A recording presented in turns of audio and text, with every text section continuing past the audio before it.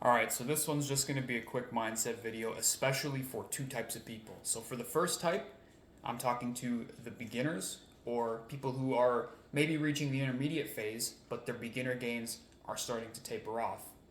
Actually, yes, this can be split into two groups. Very new people to the gym, first 2, 3 months of training. People who have rinsed their beginner gains out after a year and a half, maybe 2 years. And then people who have done their first long term cut and got really shredded, or almost to the point of being really shredded, as I have. So, essentially, this mindset, what I put in the title was don't worry about what weight's on the bar right now. You're in this for life. The whole point of that is thinking, yeah, fitness is great for you. Why would I ever want to stop? And then the logical end to that mindset is if I'm never going to stop, there's always more potential for me to improve.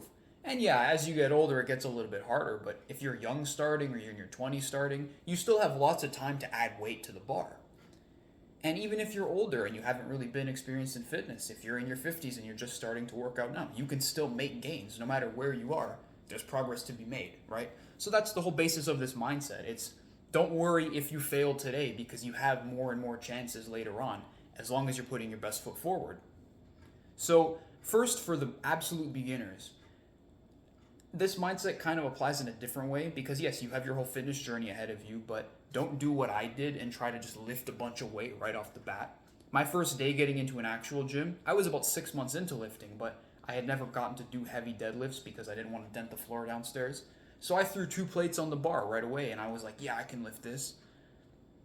My form was horrible. I don't know if I have the video still, but I got my mom to film it so I could check my form, and I had a back like a cat, like a scared cat, right? I had I was like hunched forward and it looked like I was gonna shit my spine out, right? So don't do that. Be patient when you're starting in the gym. I know you see that guy in the corner squatting 405 and he looks jacked and he has big legs. If you try to squat 405, or even if you try to squat 225, chances are you're gonna get folded. Don't try that yet. Start with the empty bar, start with the light dumbbells, start with the light weights, get your form down. Spend the first 3 weeks to a month of your training just getting your form down. And then at that point, once you have perfect form, do research, right? Well, your form's not gonna be perfect, but relatively good form. Then you start adding the weights, and I guarantee you'll make faster progress. Your buddy next to you might be lifting 10 pounds more after that first month, but he might be here, you might be here after your first month. Because you have good form, when you start adding weight to that bar, you're gonna do this.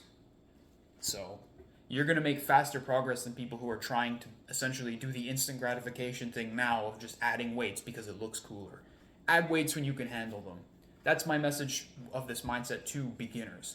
Now, for the people who have been training a little longer and have rinsed their noob gains out, this is a slightly more advanced part of this mindset. You realize, oh, I'm not adding weight nearly as fast as I was. When I was in my beginner gains phase, I was adding 10, 15 pounds some weeks to my big lifts like the squat, the leg press, the deadlift, the bench press, all that sort of stuff. You can add a lot of weight when you're a beginner because your body's quickly having to adapt to this training. And then at about a year to a year and a half in, that tapers off. So you might get a little discouraged. You might think, oh, what's wrong with my training?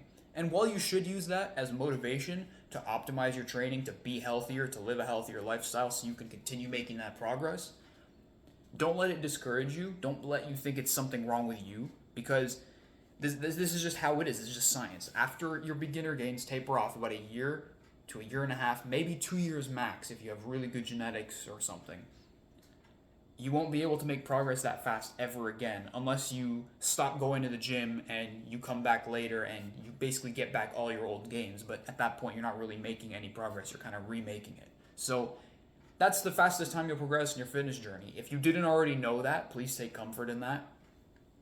But also use this mindset to think, yeah, there are people squatting 600 pounds. There are people benching 400 pounds. I'm not there yet, and my progress has slowed down, but I'm going to be in this forever, so who cares? I'm going to be in this for my whole life, so I have a lot of time to reach that point.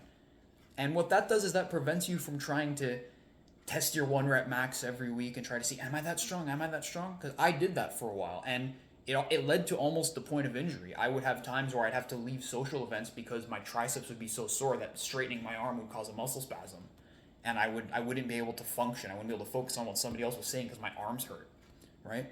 because I was maxing out all the time. I think I was genuinely this close to tearing my bicep one day in the gym when I was doing a heavy deadlift because I had maxed out like 4 weeks in a row. Don't get into that. Please don't do that.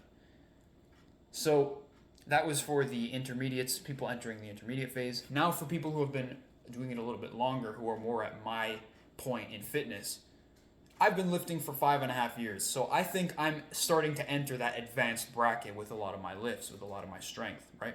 Definitely not an elite lifter by any means at this point. Definitely want to get there, but definitely not there yet. I'd say I'm entering the advanced category.